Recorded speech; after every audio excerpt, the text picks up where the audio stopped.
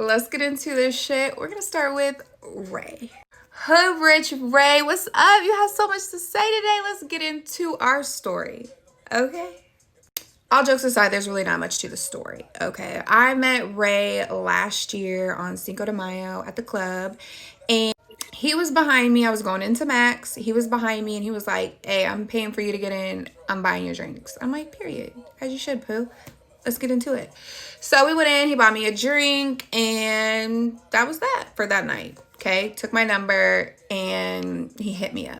Me and him, we started kicking. We was usually just like out riding around, drinking, just having fun. Like there was never really too much to us. Not gonna lie, clearly I was the one that was down bad about Ray. I'm a lover girl. Like if I'm trying to fuck with somebody on that level, like I do get a little tender, I'm not gonna lie. So I was starting to like Ray. If you know Ray, you know Ray's a vibe. You know he's good energy. He's silly, he's fun. He's literally like me. I'm the same way. So I did vibe with him and I did start liking him and I got a little tender. I just like, I don't want to say I caught feelings, but I started to like him. And literally out of nowhere, he switched up on me. I'm gonna keep it a buck. He switched up on me. He like fell back. He just started acting like weird with me. So I asked him one day, I was like, "So what's to it? Like, why are you being weird with me? Why are you being different? Like, I don't like that." And he told me that his lame ass, loser ass, nobody ass, I don't even know who the fuck he is ass cousin told him that we used to fuck around back in the day. And he fell back as he should. If you look at this screen right now, this is a woman that's basically putting all of y'all on camera, and she's going viral on every platform. Look at all of these dudes, right? And they being recorded, and they kissing her, and they kissing her all in the mouth, and loving on her, and she's sitting on everybody's laps and everything like that, right?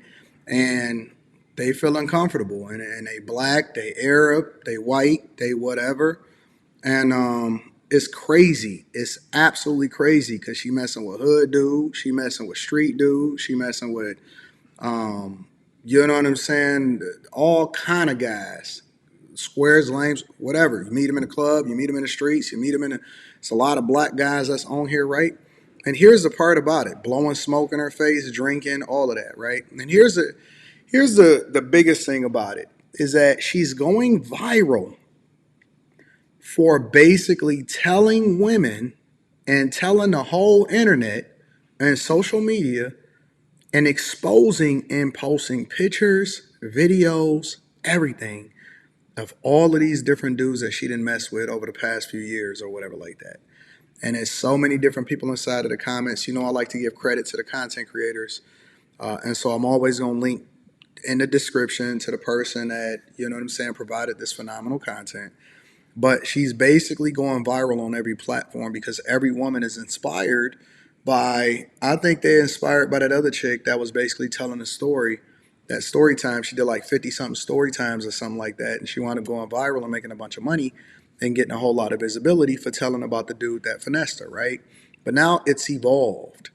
And you know that nothing stays the same. And it's evolved into being women are now going back through their photos, going back through they Snapchats, going back through they stories, going back through everything that they got hidden, every video that they ever recorded.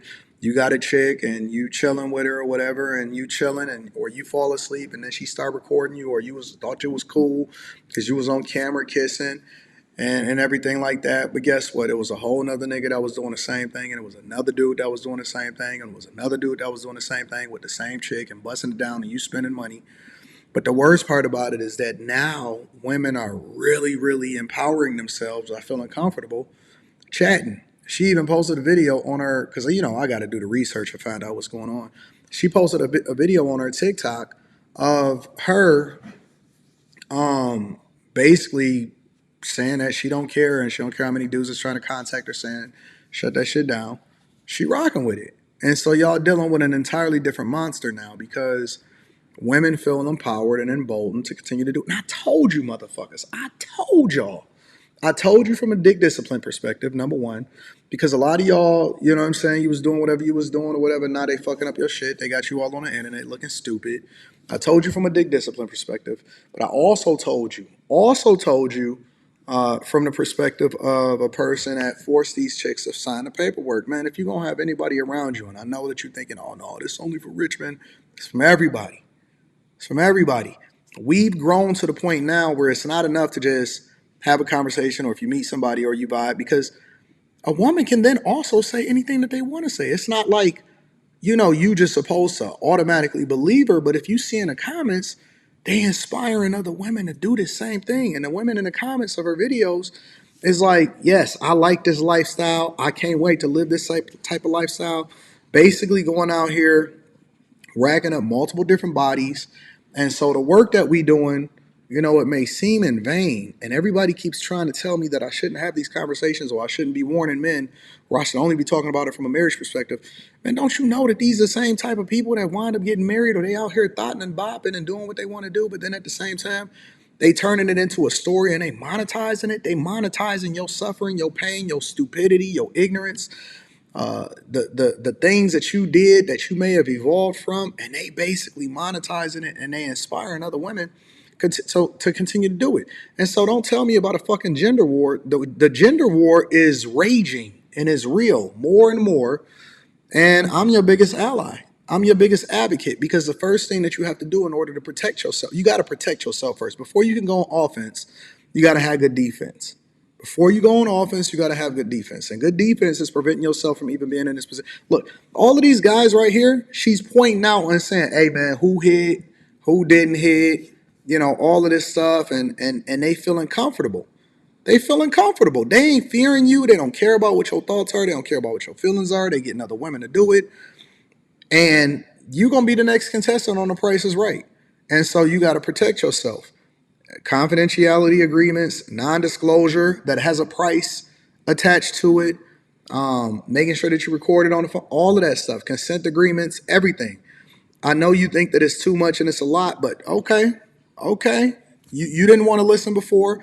Again, you're going to be the next contestant on The Price is Right because you're not listening and you're not paying attention. Everybody is distracted by all of this stuff that's going on around them, but in reality, you really need to be protecting yourself and doing a thing that's in your best interest so that you can then pour into other people, because you can't pour out of an empty cup. And a pretty face down there in Miami, y'all out here tricking, spending money, kissing them in the mouth, loving on them and all of that stuff. And then they telling all of y'all stories online. She went on to say how this dude did this and this dude did this and that guy fucked and all of that. And then y'all gonna run into him and you ain't gonna know that she got a TikTok, or you ain't gonna know that she one day gonna want a TikTok. And then you gonna do whatever it is that you do, and then you gonna be on Summer Jam screen. And then she gonna get paid from it. And it ain't gonna be nothing that you can do about it except for beg her and whine and then let her blackmail you into possibly saying that you need to shut that shit down. It's gonna get worse before it get better. It's gonna get worse before it gets better. While she's on here being chatty, which is what women do, and they monetize your pain, and they figuring out different ways to do it, you gonna be the one that's looking stupid, fucking up your family, fucking up your job, messing up your money, messing up the bag, and messing up your reputation. And again, I know that people, they think that they're young and oh man, it ain't gonna mess with me, or even if it happened, I ain't tripping about it, I can recover from it. All right. 40-year-old you, 50-year-old you, 30-year-old you gonna be looking at you stupid. And you're gonna be regretting it. You're gonna wish you could have went back in time to change how you went about doing things, because you should have protected yourself. And a couple different modifications can have you in a great space. I love you. I appreciate you. Make sure y'all tap into the Patreon. Link is in the description. But I'm telling you, this is a warning. This ain't even a warning. These is dudes that's looking stupid. There's women in the chat like, oh man, I know that dude. He got a wife. He got a girlfriend and all of this stuff. No names, all faces. And now they catching cases. I love you. I appreciate you. I'm going to check y'all out later. Peace.